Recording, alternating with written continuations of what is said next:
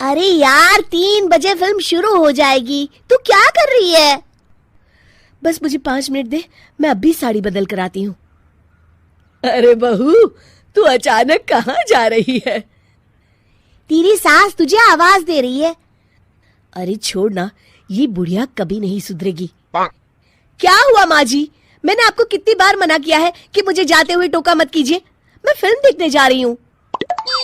तू अभी चली जाएगी तो मेरे लिए खाना कौन बनाएगा बहू? सुबह से भूखी बैठी हूँ। अरे माँ जी, आप कौन सा घर का काम करती हो जो आपको भूख लगी है? अच्छा, मुझे देर हो रही है, चलना रीटा। अंजलि के जाते ही सीता देवी अपनी किस्मत को कोसते हुए सारा दिन घर में भूखी बैठी रहती हैं। इस तरह अंजलि अपना बहू होने का कर्तव्य कभी नहीं निभाती थी। वहीं दूसरी तरफ अपनी सास के खाते से पैसे निकाल के अपने शौक पूरे करती थी। लेकिन सीता देवी इस उम्मीद पर थी कि एक दिन उसकी बहू सुधर जाएगी। फिर एक दिन सीता देवी की जुड़वा बहन गीता देवी वहां आती है। अपनी बहन को घर के काम करते हुए देख गीता देवी आग बबूला हो जाती है। अरे ये सब यहाँ क्या चल रहा है सीता? तेरी बहू कहाँ है जो तू घर के काम कर रही है? सीता देवी भावुक होकर रोने लगती है। अब तुझसे क्या छुपाऊं? मेरी बहू रत्ती भर भी मेरी इज्जत नहीं करती। मजबूरी में मुझे घर के सारे काम करने पड़ते हैं। वो तो बस सारा दिन अपनी सहेली के साथ सैर सपाटा करने में लगी रहती है। अच्छा, तो उस चिड़िया के पर निकल आए। तू चिंता मत कर, मैं ऐसी कई बिगड़ैल बहुओं को ठीक कर चुकी हूँ। अब मैं इस चुड़ैल से निपटूंगी। तू कुछ दिनों के लिए मेरे घर चली जा, मेरी बहू तेरी अच्छी देखभाल करेगी।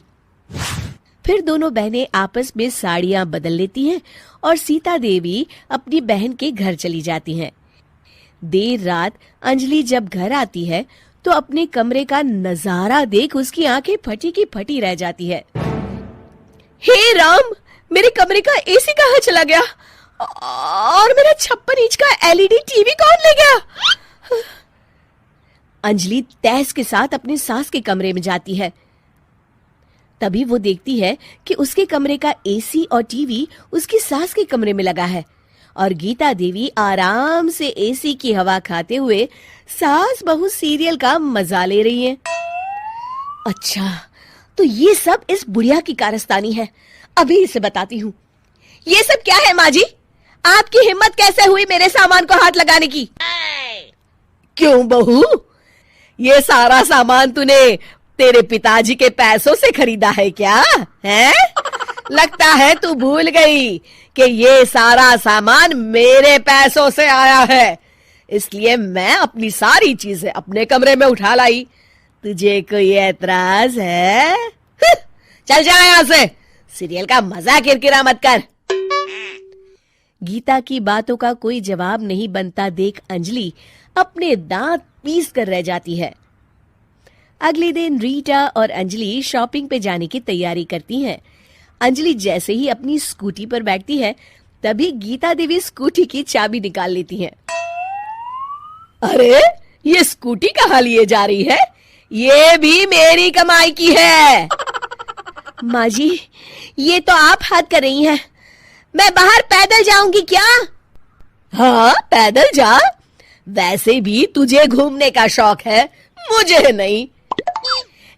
देखिए माँ जी, इस तरह मेरी सहेली के सामने मेरी बेइज्जती करके आप ठीक नहीं कर रही हैं। आप मुझे अच्छी तरह जानती हैं, बाद में आपको पछताना पड़ेगा। अच्छा, तो तू नहीं सुधरने वाली, मेरे ही घर में मुझे ही धमकी दे रही है। तेरी याददाश्त के लिए बता दूं कि ये मकान मेरे नाम पर है। अब तू देख, मैं आज ही अपने बिल्लू वकील को बुलाकर ये सारी जायदाद अनाथालय को दान कर देती हूँ, फिर तुझे एक ढेला भी नहीं मिलेगा। गीता की बातें सुनकर अंजलि के पैरों तले जमीन खिसक जाती है। अरे, अगर तेरी सास ने तुझे अपनी जायदाद से बेदखल कर दिया तब तो तू सड़क पर आ जाएगी। मैं तो कहती हूँ चुपचाप अपनी सास से माफी मांग ले अंजलि। हाँ, तो बिल्कुल सही कहती है, मेरी सास का कोई भरोसा नहीं है। अरे नहीं नहीं माँ जी, ऐसा गजब मत करिए। आज के बाद मैं आपको कोई तकलीफ नहीं दूंगी और घर के सारे काम ना मैं ही कर लूंगी। मैं आपको एक अच्छी बहू बनकर दिखाऊंगी। कुछ दिनों के बाद, ये लीजिए माँ जी, आराम से गाजर का हलवा खाइए। खुशबू तो बहुत अच्छी है। हाँ माँ जी, वैसे मैंने सब काम कर लिया है, तो मैं आपके पैर दबा दूं? आप आराम से हलवा खाइए।